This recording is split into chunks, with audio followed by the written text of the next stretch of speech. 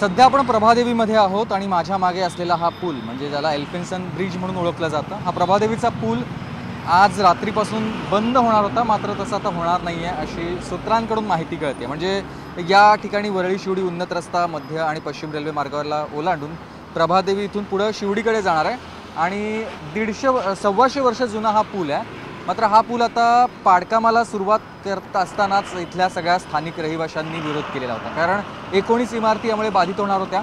या 19 इमारतींचा बाधित होणार असताना सगळ्या रहिवाशांनी एकत्र येत आंदोलन केलं आणि त्यामुळे पाडकाम थांबवलं गेलं।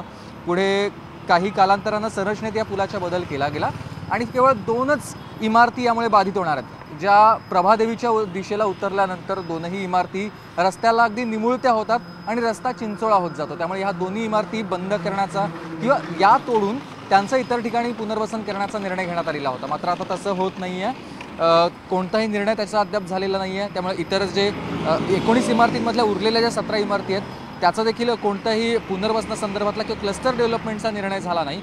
या सगळ्यामुळे इथल्या स्थानिकांचा विरोध होता।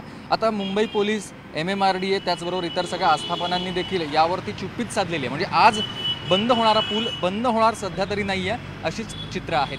व्हिडिओ जर्नलिस्ट प्रवीण शेट्टी यांच्यासह मी सुमित सावंत, न्यूज 18 लोकमत, मुंबई।